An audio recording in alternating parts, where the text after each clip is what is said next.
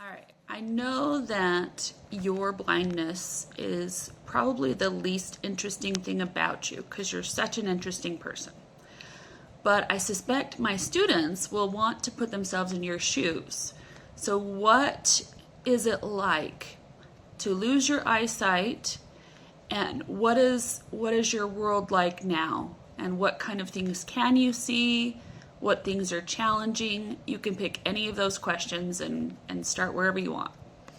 Okay, well, historically speaking, now is a good time to have vision loss because we have a lot of tools. This is my iPad, and when I have it set up so that I can blow everything up on it extremely large. So there you can see the text. So that's often how I operate my iPad and my my laptop at work and stuff. I also use I ride the bus frequently, so I use the camera on my phone to find out which number it is, because there are different numbers for different places that I go in the city. Trying to think how to describe my vision. What if you took a pair of glasses and you smeared Vaseline on them and then looked at the world that way for a minute?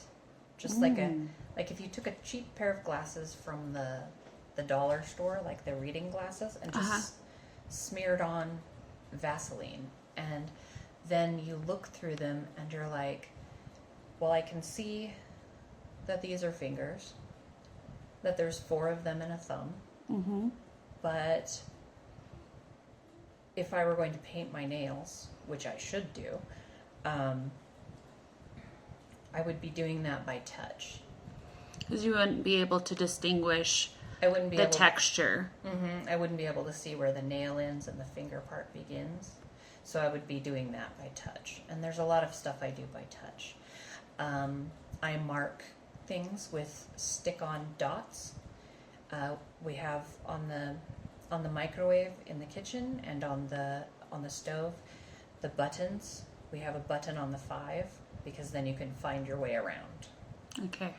With the 5 So you have things that you can physically feel that'll kind of help you map out the rest of the area. Now you can see color. You talked about colors before. And you love to write and you love to read. You read by listening to books read aloud, but you also learn Braille. Can you tell the kids a bit about what that was like? Learning Braille was really interesting, and I hadn't been able to read with my eyes for about a year, and so my brain was hungry for reading. And what they did to teach us how to read Braille was we wore those fancy sleep masks that you see sometimes. We wore a sleep mask, and they took a muffin tin that's for 6 muffins and tennis balls, and we had to build each letter at first so that you would understand where each dot sits in relation to other dots. And if Miss Gardner wants, I will do an entire lesson on Braille. Oh, yes. And edible Braille. Edible Braille. Edible Braille. I did it at work. We will definitely Put a pin in that. we will definitely do that. But so yes, I do read Braille, and I do mark some stuff in Braille. I have a slate and stylus, which is it's a plastic sheet that you put paper into, and then the stylus is the poker that you use to make Braille. And Braille are the dots that blind people use to read. And so I can take notes if I need to quickly, or if I need to label something.